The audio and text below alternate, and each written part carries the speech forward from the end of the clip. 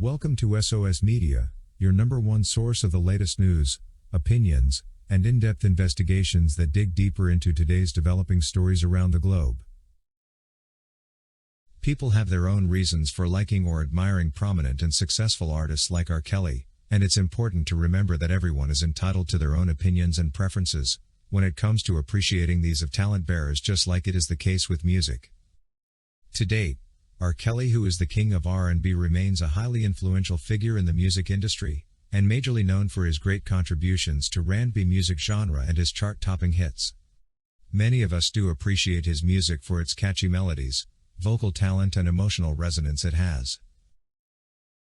In a recent tweet, R. Kelly's attorney Jennifer Bonjean warned us of the possible differing levels of commitment among those supporting the R. Kelly cause, and of the real possibility of an existence of a group interested in fighting this cause from within. Bonjean clearly believes that there are individuals out there who claim to support R. Kelly, but when actually they do not actively contribute to his legal defense or publicly advocate for him. Bonjean's rather polite outrage was sparked off by a fake tweet purportedly soliciting financial support for R. Kelly and allegedly from his lawyer was posted on the X social media platform. We should also note the fact that faking tweets or any form of impersonation for fraudulent purposes, including soliciting money, is not only unethical but also illegal. Our support for R. Kelly stems from a variety of observations and motivations. It's also very important to note the fact that not everyone who supports him, especially at this particular time, is doing so for any financial gain. Nonetheless, it is now coming out as one of the selfish reasons some individuals and scammers continue to mingle with his loyal supporters, and posting fake support soliciting messages over social media.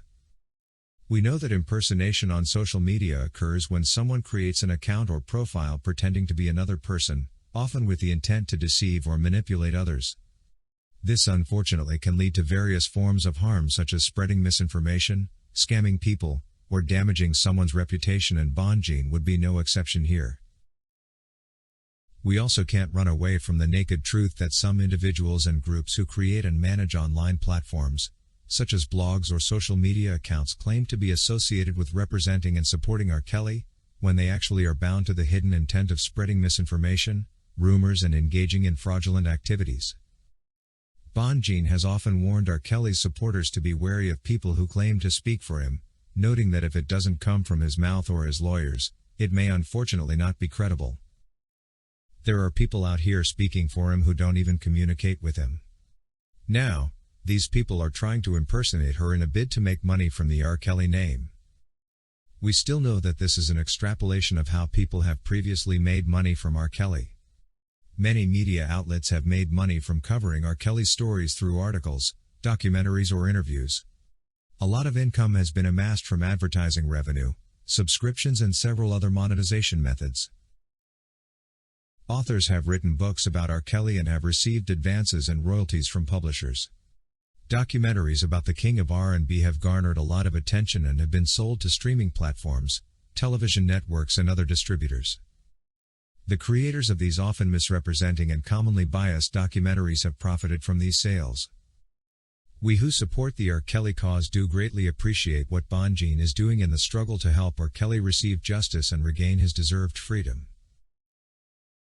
Apart from advising R. Kelly supporters about possible saboteurs, Bonjean has worked with R. Kelly to develop a comprehensive and working legal strategy involving examining the evidence, identifying defenses as per the laws, and determining the best course of action. Bonjean so far has undoubtedly effectively represented R. Kelly in court hearings, motions, and the trial itself.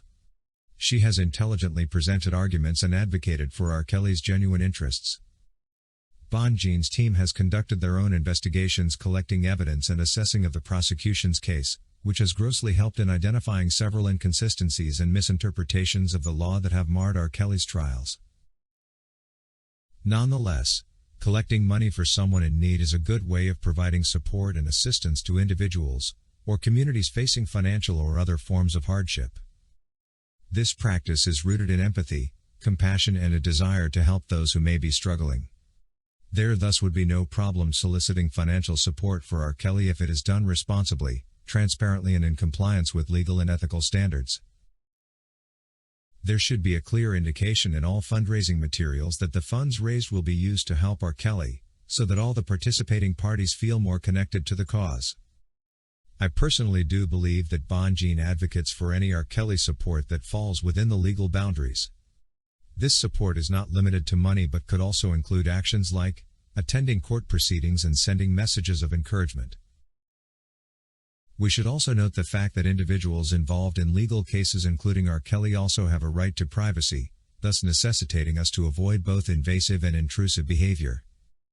It would also be prudent for us, the supporters, to engage in discussions and conversations about R. Kelly's case with respect for differing opinions and perspectives. Advocate for a fair and just legal process, ensuring that all parties have the opportunity to present their case and that the truth is determined based on evidence and the law.